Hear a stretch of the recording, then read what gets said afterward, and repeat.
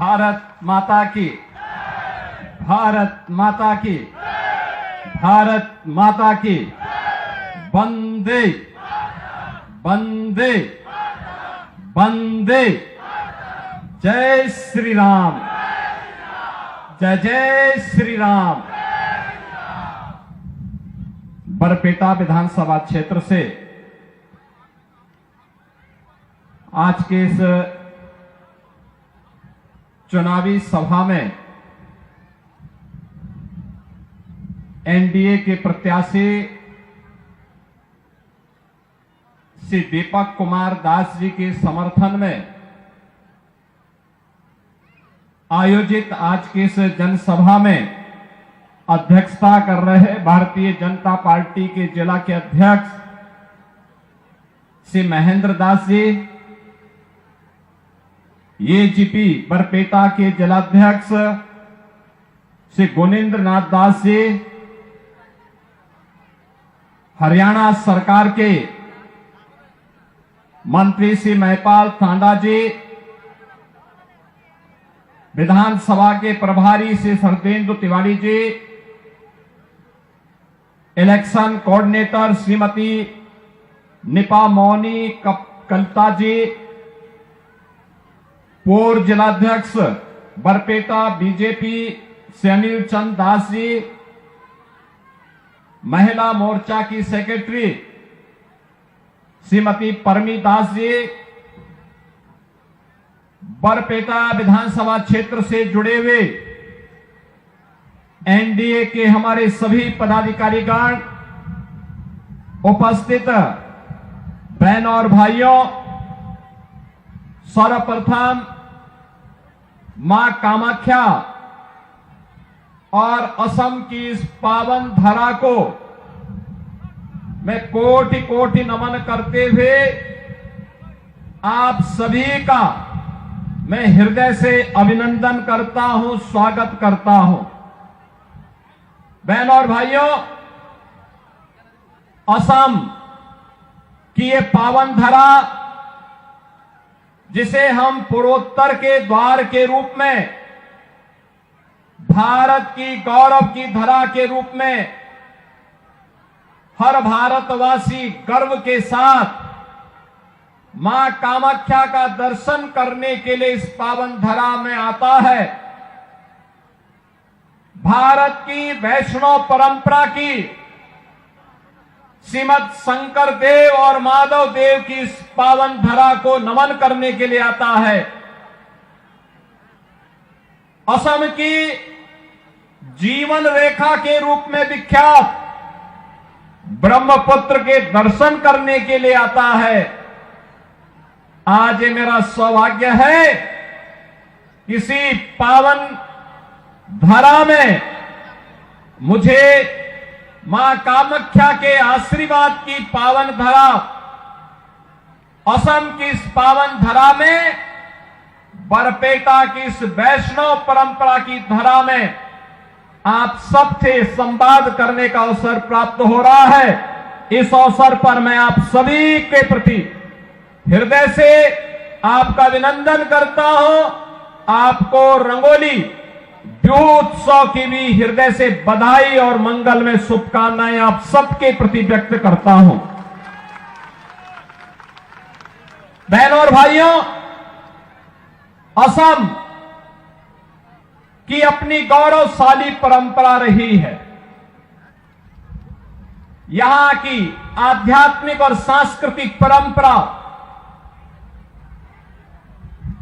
यहां की समृद्ध परंपरा, जहां एक भारत श्रेष्ठ भारत के निर्माण में महती भूमिका का निर्वहन की है, वहीं यहां की वैष्णव परंपरा में श्रीमंत शंकर देव और माधव देव की इस पावन धरा ने उसे एक नई ऊंचाई के साथ एकता, भक्ति और मानवता का संदेश की भूमि के रूप में भी परिवर्तित किया है।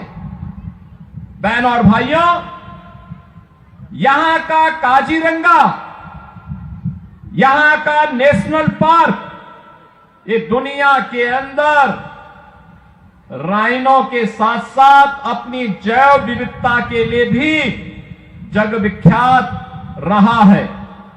और कौन नहीं जानता है, अहोम राजवंश ने इसी पावन धरा में विदेशी आक्रांताओं के छक्के छुड़ा करके अहोम की इस समृद्ध संस्कृति को एक नई ऊंचाइयों तक ले जा करके भारत की रक्षा करने में अपना योगदान दिया था। और उस समय अहोम राजवंश के महान नायक लचित बोरफुकन की अदम्य साहस, उनका शौर्य और पराक्रम हर भारतीय युवा के लिए सदैव एक प्रेरणा रही है। आज उसी असम की पावन धरा में, जिस पावन धरा ने अपनी मेहनत से, अपने परिश्रम और पुरुषार्थ से चाय के बगान की, चाय की चुस्की को दुनिया तक पहुंचाने का काम किया है, आज वह चाय अपने साथ डबल इंजन सरकार की मेहनत का परिणाम, आदरणीय प्रधानमंत्री जी की प्रेरणा से चाय के साथ साथ चिप के उत्पादन की केंद्र भूमि भी बन रही है। आज उसी पावन धरा को, जिस पावन धरा ने सांस्कृतिक और संगीत की कला के एक महानायक के रूप में भूपेन हजारिका को जन्म दिया, ये वही धरा है। और भूपेन हजारिका की उस प्रतिभा को सम्मान देने का काम अगर किसी ने किया है, एनडीए की सरकार ने प्रधानमंत्री मोदी जी के नेतृत्व में किया है, जब उन्हें 2019 में भारत रत्न का सम्मान देकर के भारत ने अपने आप को सम्मानित किया था। बहनों और भाइयों, असम की इस परंपरा को गोपीनाथ बोरदोलाई को सरदार अटल बिहारी वाजपेयी जी की सरकार ने 1999 में भारत का सर्वोच्च नागरिक सम्मान भारत रत्न देकर के सम्मानित करने का काम किया। एक तरफ एनडीए की भारतीय जनता पार्टी नेतृत्व की सरकार, जिसने भारत की संस्कृति को, भारत की परंपरा को, भारत की विरासत को सदैव आगे बढ़ाने का काम किया। एक तरफ एनडीए की भारतीय जनता पार्टी नेतृत्व की सरकार जो सुरक्षा भी दे रही है, सुशासन का लक्ष्य भी प्राप्त कर रही है और सेवा के माध्यम से बिना भेदभाव के शासन की योजना का लाभ हर गांव, हर गरीब, हर किसान, हर नौजवान और हर महिला तक पहुंचाने का काम कर रही है। एक और ये एनडीए की डबल इंजन की सरकार 10 वर्ष के अंदर असम की कायाकल्प को करने के लिए प्रतिबद्ध दिखाई दी। वहीं दूसरी ओर कांग्रेस नेतृत्व की सरकारों ने 60 वर्ष तक असम के अंदर अराजकता को, दंगों को, कर्फ्यू को, घुसपैठ को, अराजकता को बढ़ावा देकर के यहां की सुरक्षा में सेंध लगाने का काम किया, यहां की विरासत को अपमानित करने का काम किया। कांग्रेस की सरकार होती थी, भारत रत्न तब केवल एक खानदान के लोगों को प्राप्त होता था। तब यहां की संस्कृति और संगीत की पहचान भूपेन हजारिका को भारत रत्न कांग्रेस ने नहीं दिया। याद करिए, तब मां कामाख्या का कॉरिडोर बनाने की याद उनको नहीं आई। तब काजीरंगा नेशनल पार्क में यहां के राइनो को, जो विश्वविख्यात राइनो है, उसका संरक्षण हो, इसकी याद कांग्रेस को नहीं आई। तब यहां असम और पूर्वोत्तर की कनेक्टिविटी अच्छी हो, इसकी याद उन्हें नहीं आई। बहनों और भाइयों, प्रधानमंत्री मोदी जी के नेतृत्व में ये डबल इंजन सरकार की ताकत है। आज पूर्वोत्तर के राज्यों में बेहतरीन कनेक्टिविटी है। रोड की कनेक्टिविटी, रेलवे की कनेक्टिविटी, एयर कनेक्टिविटी और इनलैंड वाटरवे की कनेक्टिविटी, चार प्रकार की कनेक्टिविटी। याद करिए, आज असम में भी engineering college, medical college, AIIMS, NIT, IIT, IIM, इन सबका निर्माण हो रहा है। और अब डबल इंजन सरकार पिछले 10 वर्ष के अंदर पूरी मजबूती के साथ तय की है, असम को घुसपैठ का अड्डा नहीं बनाने देंगे, दंगाइयों को निकाल बाहर करेंगे। और यह कार्य केवल और केवल एनडीए की भारतीय जनता पार्टी की सरकार कर सकती है। बहनों और भाइयों, ये कांग्रेस हो या यूडीएफ, इन लोगों को जब भी अवसर मिला है, इन्होंने भारत और भारतीयता को ही अपमान किया है। लगातार इनके द्वारा अपमानित किया गया है। यूडीएफ तो असम के अंदर घुसपैठ की जन्नी है, घुसपैठियों को प्रश्रय देती है, घुसपैठियों के बल पर असम की सत्ता को कब्जा करना चाहती है। कांग्रेस उनके साथ सहयोगी बन करके असम की संस्कृति के साथ खिलवाड़ करने का काम कर रही है। लेकिन एनडीए की डबल इंजन की ये सरकार असम को असम की संस्कृति के साथ जोड़ करके असम की सांस्कृतिक धरोहर को सुरक्षित करते हुए, उसका संरक्षण करते हुए, एक एक घुसपैठी को असम की धरती से बाहर करके यहां की डेमोक्रेसी को चेंज करने की साजिश को विफल करने का काम अगर कोई कर रही है, तो डबल इंजन की एनडीए की असम की सरकार कर रही है। वह विरासत का सम्मान भी कर रही है और असम के अंदर बेहतरीन विकास का काम भी कर रही है। बहनों और भाइयों, ये काम केवल मोदी जी के मार्गदर्शन और नेतृत्व में डबल इंजन की एनडीए की भारतीय जनता पार्टी की सरकार ही कर सकती है। देश के अंदर जहां जहां भी एनडीए की, बीजेपी की गवर्नमेंट है, बीजेपी ने वह करके दिखाया है। याद करिए, अयोध्या में, उत्तर प्रदेश के अंदर राम जन्मभूमि के लिए आंदोलन चलता था।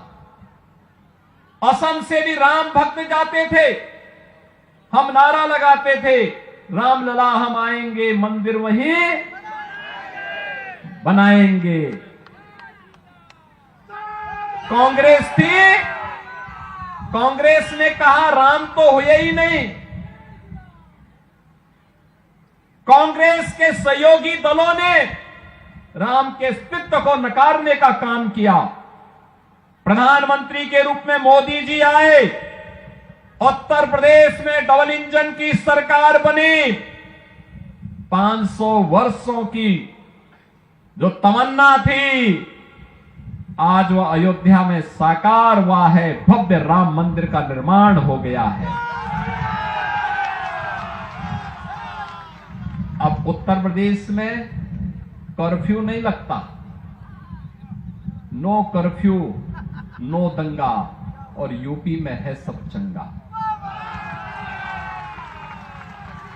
अब वहां दंगा नहीं है, वहां कर्फ्यू नहीं है, वहां सड़कों पे कोई नमाज नहीं पढ़ सकता।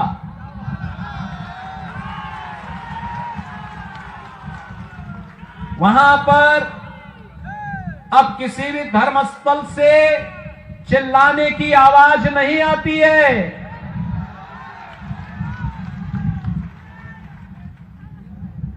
अगर किसी ने दंगा करने का दुस्साहस किया तो उसकी प्रॉपर्टी को जब्त करके वहां के गरीबों में, दलितों में, जनजातीय समुदाय के लोगों में बांट दी जाती है और कहा जाता कि इनका अधिकार है, घुसपैठियों का कोई अधिकार और दंगाइयों का कोई अधिकार नहीं होता है। बहनों और भाइयों, ये कांग्रेस हो या यूडीएफ, इन्होंने असम की संस्कृति के साथ खिलवाड़ किया। घुसपैठियों को यहां घुसा करके यहां की डेमोग्राफी को चेंज करने का प्रयास किया, आपके हक पर डकैती डालने का काम किया, असम के लोगों के राशन पर, उनके मकान पर, उनकी जमीन पर जबरन कब्जा करने का प्रयास किया। और एनडीए की ये डबल इंजन की सरकार प्रधानमंत्री मोदी जी के नेतृत्व में एक और विरासत के रूप में मां कामाख्या कॉरिडोर के निर्माण के कार्यक्रम को आगे बढ़ा रही है। एक और विरासत और विकास के कार्यक्रम को आगे बढ़ाने के लिए से हेमंत बिस्व शर्मा जी के नेतृत्व में असम के अंदर एनडीए की सरकार कार्य कर रही है। मां कामाख्या का कॉरिडोर का निर्माण का कार्य आगे बढ़ रहा है। एक एक घुसपैठी को चिन्हित करके उसे यहां से बाहर कराने की व्यवस्था भी हो रही है। और दूसरी ओर डेवलपमेंट के बड़े बड़े कार्य आज असम के अंदर भी देखने को मिल रहे हैं। असम के अंदर ये एनडीए का संकल्प है कि असम की धरती को लव जिहाद और लैंड जिहाद की धरती नहीं बनने देंगे। असम की धरती में घुसपैठ नहीं होने देंगे। असम की डेमोग्राफी को बदलने की कांग्रेस और यूडीएफ की साजिश को सफल नहीं होने देंगे। और इसको रोकने का काम केवल और केवल एनडीए की, बीजेपी की गवर्नमेंट ही कर सकती है, कांग्रेस और यूडीएफ नहीं कर सकती। और इसीलिए आज मैं आया हूं आपके पास। मैं उत्तर प्रदेश से विशेष रूप से आया हूं कहने के लिए। आज आप देख रहे होंगे उत्तर प्रदेश में पिछले 9 वर्ष से डबल इंजन की सरकार है और 9 वर्ष में एक भी दंगा यूपी में नहीं हुआ। एक भी दंगा नहीं। दंगा मुक्त, कर्फ्यू मुक्त, माफिया मुक्त, कोई माफिया नहीं। विकास कार्य धड़ल्ले से डबल इंजन की सरकार बुलेट स्पीड पर विकास के कार्यों को आगे बढ़ा रही है, तो गरीबों के कल्याण के कार्यक्रम को भी आगे बढ़ाने का काम कर रही है। हर एक गरीब को उज्ज्वला योजना का कनेक्शन हो, भरपूर बिजली उपलब्ध करवाने का कार्यक्रम हो, 5 लाख रुपए का प्रधानमंत्री आयुष्मान भारत की स्कीम का लाभ दिलाने का कार्यक्रम हो, युवाओं के लिए नौकरी और रोजगार की संभावनाओं को आगे बढ़ाने का कार्य हो, या गरीबों के लिए फ्री में राशन की सुविधा का लाभ देने का कार्यक्रम। चाय बागान में काम करने वाले श्रमिकों के लिए एक स्पेशल पैकेज देकर के सम्मानजनक रूप से उन्हें आगे बढ़ाने का कार्य, ये केवल और केवल बीजेपी और एनडीए की सरकार ही इसको कर सकती है। कांग्रेस और यूडीएफ के पास इस प्रकार का न विजन है, न कार्य करने की कार्य क्षमता। इन्हें तो तुष्टीकरण की नीति का पालन करके केवल भारत की सुरक्षा में सेंध लगाने का ये कार्य कर रहे हैं, और इन्हें सेंध लगाने की छूट नहीं देनी है। इस विश्वास के साथ आज आपके असम में, इस बरपेटा में एनडीए के प्रत्याशी श्री दीपक कुमार दास के समर्थन में आप सबसे अपील करने के लिए मैं आज आपके बीच में यहां पर उपस्थित हुआ हूं। दीपक कुमार दास को प्रधानमंत्री मोदी जी का भी आशीर्वाद प्राप्त है और असम के लोकप्रिय मुख्यमंत्री से हेमंत बिस्व शर्मा का भी आशीर्वाद प्राप्त है। आप सभी लोग असम में डबल इंजन सरकार बनाने के लिए श्री दीपक कुमार दास को समर्थन करके अपना एमएलए चुनने की तैयारी में है ना? है ना? घुसपैठियों को बाहर करना है ना? असम की डेमोग्राफी को बदलने नहीं देना है ना? असम में भी विकास की प्रक्रिया के साथ डबल इंजन सरकार जैसे कार्य कर रही है, इसको और मजबूती के साथ आगे बढ़ाने के लिए आप सब बरपेटा भी तैयार है ना? और देखो, इलेक्शन के पहले ही कांग्रेस मैदान छोड़कर के भाग चुकी है ना? और यूडीएफ उसका भी लॉक बंद करके बंगाल की खाड़ी में फेंकने का समय आ गया है। तैयार है ना? सभी लोग तैयार हैं? एनडीए का प्रत्याशी श्री दीपक कुमार दास जीतेंगे, भारी बहुमत से जीतेंगे। एक एक वोट एनडीए प्रत्याशी के समर्थन में जाएगा ना? और यही अपील करने के लिए आज मैं आपके बीच में आया हूं। श्री दीपक कुमार दास को भारी बहुमत से विजयी बना करके असम को भारत के गौरव की धरती के रूप में स्थापित करने का काम आप सभी बरपेटा से जुड़े हुए बहनों और भाइयों से यही विनती करने के लिए आज मैं यहां पर उपस्थित हुआ हूं। इस विश्वास के साथ मैं अपनी वाणी को देता हूं विराम। जय जय श्री राम, जय जय श्री राम।